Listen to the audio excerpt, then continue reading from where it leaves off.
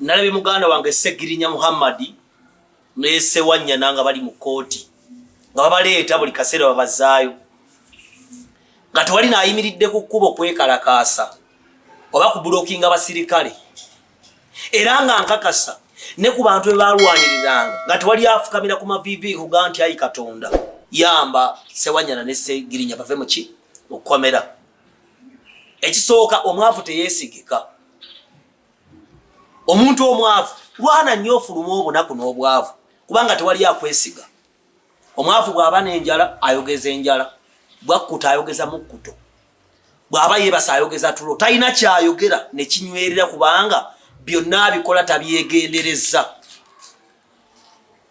Ekyokuyiga kiri kimu, better be in the books of God than books of men.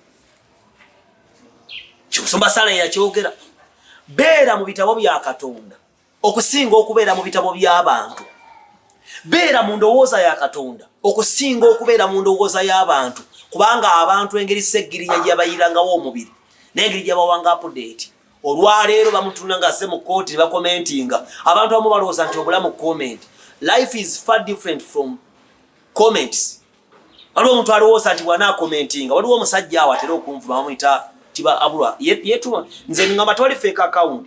Buli fake account ebaako omuntu agiri mabega agiddukanya.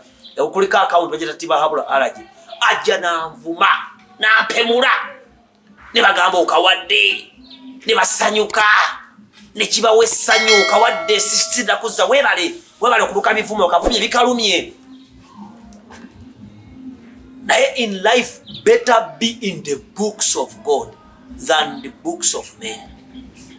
Geyeeena baayiwawo omubiri naye olwaleero buli omu atunulira batunuulire talina kyagenda kubakolera.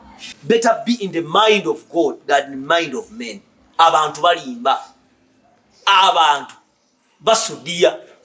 Geyeeena ayiwawo omubiri n'abawanga update abantu nga bali kuli balembedde tekuli naamusabira leero.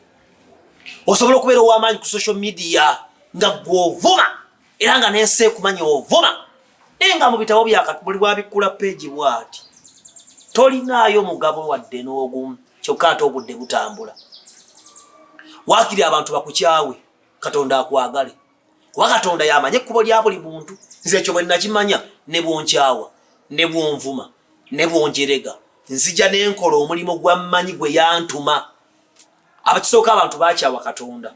Omuntu yenna bw'olaba nga abantu bakukyaye nze olwaleero sirabikanga yeekolera mubi mu face naye abantu bagamba yeekolera ne bw'ateeka ekifaananyi bavuga cute good bannange intelligent man nze bwe nteeka kya kasiru kagwagwa kasiiwuka obumwa siriimu tibahabulwa najja naawemula n'olwomulala lunnise matimba ne abawemula ne banvuma ne babawaana.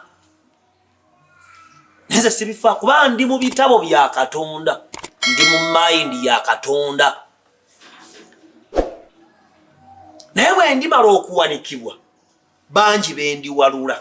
Bw'osoma Bayibuli wano mu John 8:32 egamba John 8:28 John 8 Yokaana 8:28 awo Yesu n'agamba nti bwe mulimala okuwanika omwana w'omuntu ne mulyoka mutegeera nti nze wuuyo so nze siriko kyenkola ku bwange naye nga Kitange bwe yanjigiriza bwenjogera bwentyo n'oli eyantuma ali nange. Kitange tandeka nga nzekka kubanga nkola bulijjo byasiima. Kati ndabira ku kinti byenkola Katonda abisiima bantu kunvuma. Olirabira nti byokola eggulu libyagala bantu kukyawa. Bw'omala okuwanikibwa Yesu bwe yali ku musalaba bw'ati waliwo n'embwa ezaali zitanaabye ne zijja ne zigana ego musajja gwe bulijjo gwakola ebyamagero mulengere nno bwakalonda vaawa ng'embwa amazima terina na kyakulya ng'erina n'obulwadde Yesu bwe yandiwonyeza. Bw'owanikibwa akaseera kuba Yesu yamalako myaka 2 ku musalaba Katonda akuwanika n'akwanika ensi yonna n'ekulaba ng'oli bwereere n'etandika okujja okujerega. Kumbe mu kuswazibwa okwo ne mu kwambulibwa okwo mwe muli okwambazibwa okupya ekyambalo ekijja. Yagenda okufuluma emagombe ng'ekyambalo kyalina tosona mutuulira mu maaso ng'ayakaayakana. Kati dokita ati olwaliro mu kuzimba obulamu bwange bwe museka bwe munjerega bwe munvuma bwe mumpemula chance ogyonoonye eyandize mu inbox nga akyalina obudde obeera ku Facebook twogeremu nkuwa amagezi onvuma buvumi.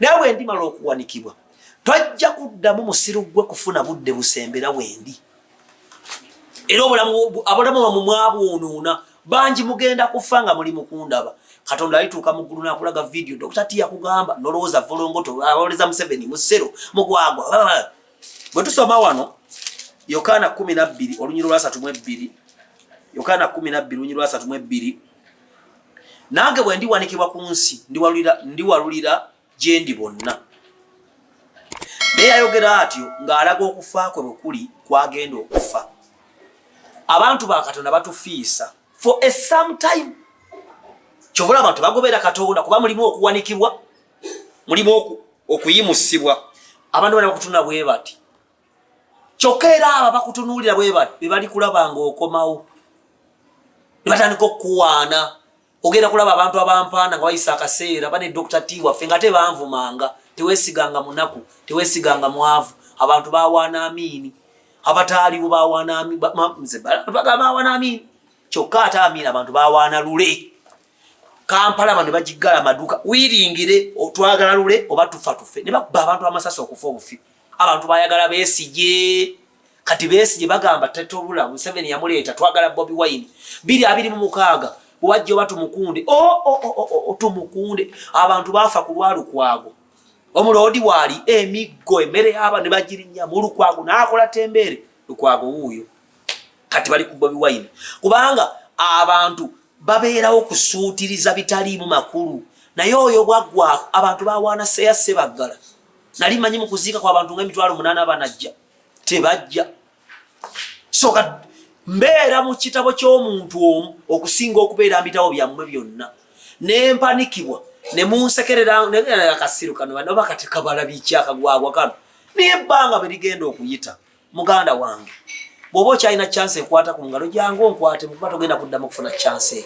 kyokka nnyimira wano ku volongoto nga ne Katonda ampulira ayi Katonda Kapalaga yanvuma Kapalaga bwe yali afa ku radio Simba yansindikira abantu ne bampemula naye nnyini n'akola live nga nvuma yalimba abantu nti ekimugobe mu Uganda Bobi Wine bamulemesa kumbe yali agenze bweru kukola n'ayitira mu kakodi yako afune sympathy mukama ekyo kitunulira okivunaane ayi Katonda nkusaba oyimusa omuzimu omubi gukwata emirimu gya Kapalaga gyonna gukwata abaana ba Kapalaga bonna gukwata obulamu bwa Michael Kakande Kapalaga gubukwate gubukomyewo wano nga n'amaaso gazibye kubanga Kapalaga yanvumira obwereere kitunuulire okivunaane munyigirize musiriwaze mulwaze omugwagwaze ebyo mbisabye mu linnya lya Yesu Kristo w'e Nazaaleesi omwana wa Katonda omulamu nga ngoberera ekyamateeka 27 olunyiriro olwokusatu nti tunaayimira ku lusozi ffe abazze Bulooni abaana ba Ibulayimu